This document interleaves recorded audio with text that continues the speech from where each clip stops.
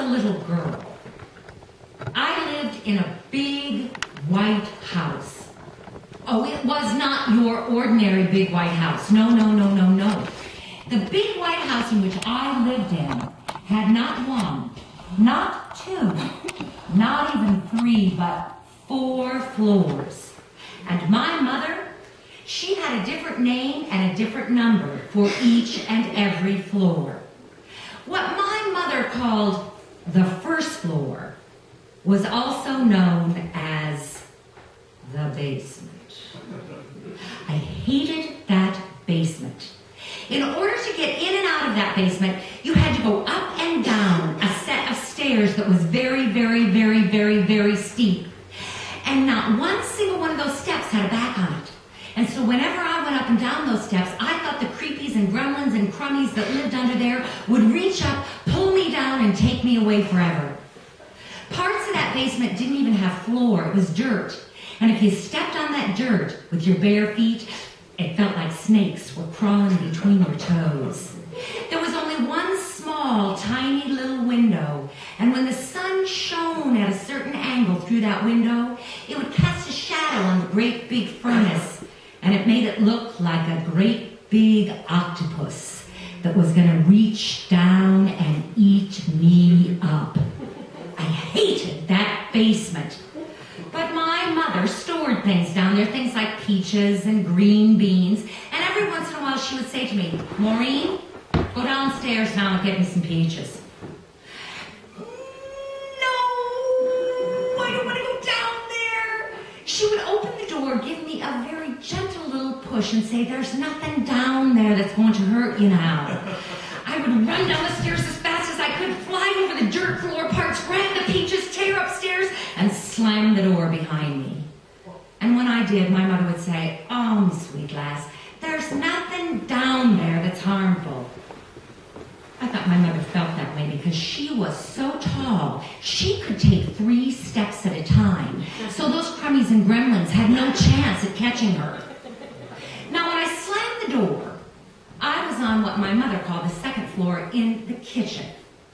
The kitchen in that house was so big that in it there lived a table and chairs, enough for me, my 5 sisters and brothers, my mother and my father, and at least 2 or 3 of my older brother's friends who always showed up around 6 o'clock for dinner, without getting 1 extra chair. On the side of the kitchen was a counter, and there was a sink in that counter. Someone had foolishly forgotten to put that hump in the middle of that sink. And because of that, it was long and wide and deep. And because of that, even when I was 4 years old, I was small enough to get a bath in that sink. Every night, my mother would fill it up with warm water, put a little dish soap in it for bubbles, put me in and suds me out. And then she'd lift me out and wrap a warm towel around me and hug and kiss me. And I thought that love itself was a kitchen bath. I loved that room. If you went outside that kitchen, you'd go through the dining room and into the living room. In the living room, or what my mother called the front room, there lived a hardwood floor that my mother waxed all the time until it shone almost like pristine glass.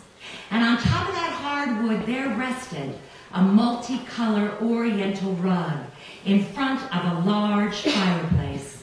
Now, if you came out of the kitchen and went through the dining room and into the living room right after my mother had waxed that floor at just the right speed and caught the edge of that rug with your foot, you could ride it right past the front windows, the front porch, and to the bottom of the stairs. It was my own personal magic carpet. When you got to the bottom of the stairs, you could start ascending, and as you went, you could take a tour of my art gallery. It was there on the wall. I had done it one day when I was 3 years old with a brand new box of crayons. And my mother said it was so beautiful that she would never, ever, ever, ever wash it off. Now, when you got to the top of the stairs, you were on the floor that I called the saying your prayers and going to bed floor. I didn't like one room on that floor either. It was the bathroom. It was quite large, but it had little bitty, teeny, tiny black and white tiles. And when you looked at them the wrong way, it made you kind of sick to your stomach. And over in the corner was a long bathtub that had claws on the end. And I used to lay in bed at night and dream that that bathtub was coming down the hallway to get me. I did not like that bathroom because my sister Patricia, who was almost 18 years older than I, used to grab me, pull me in there, make me kneel on a white stool, bend my head over the pedestal sink, and scrub it. And she would say things like, I don't know how anybody 4 years old can get this much sand in their head. I would cry and wail, and then she would make me sit on that same stool, and she would try to take a fine-tooth comb through my naturally curly hair. I would cry and wail, and my mother would appear at the doorway. Young lady, you stop that right now. You ought to be grateful, absolutely grateful now, that someone's taken the time to deal with that mess of yours. Like it was my fault that I had naturally curly hair. When I had those fits about having my hair combed, I would usually go to my very favorite floor of the house. That was the 4th floor, or what everyone else called the attic. The attic had steps so teeny that even when I was 4 years old, my foot could fill them from front to back. And there were actually places in that attic where I could reach up and touch the ceiling. But what I liked best about the attic was the fact that in the middle of it there was a window, and in front of that was a great big window seat. I would sit there after I cried and watch the squirrel that ran up and down the elm tree in the front of our yard, waiting for my mother to come out and feed him in her hand. Oh, I have wonderful memories about that house. But the best memories I have are of Christmas. Every Christmas, my parents would go out and buy the biggest, the best, the most fantastic, the most gorgeous Christmas tree in the world. And then they'd buy a second one. My father would come home, put the Christmas tree up in a stand in the garage, and wherever he saw that it had a vacant or an empty spot, he'd cut a branch from the second tree, drill a hole, and fill it in.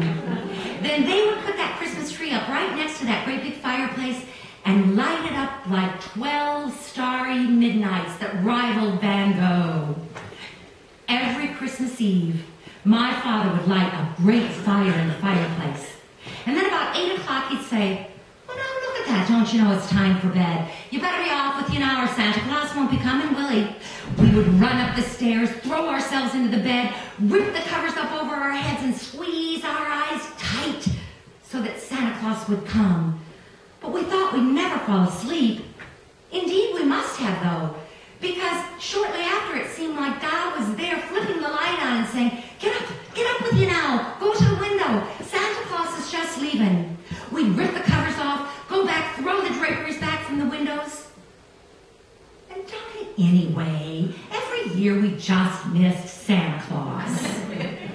The year I was 4 years old, my father said, as he had every other year, well, now you're up. You might as well come down and see what's left under the tree. My sisters and brothers and I crept down the stairs, and I looked through all the spindles on that staircase, and there I saw, right in front of that big Christmas tree, the best, the most goodest, the most fantastic and incredible gift a 4-year-old could have. There was a table and 4 chairs just my size. My sisters and I could have tea party after tea party after tea party. When I sat in those chairs, my feet would touch the ground. But better yet was the fact that at every single one of those chairs was a place setting of little hand-painted china plates and cups and saucers. Better yet than that was the fact that on every single one of those plates was a great big slab of my mother's Christmas fudge. Now, my mother did not make fudge like people make today. No, she didn't go buy a bag of chocolate chips and some Kraft marshmallow stuff and throw it in the microwave, let it melt together and harden and call it fudge. No. When my mother made fudge, she needed special equipment.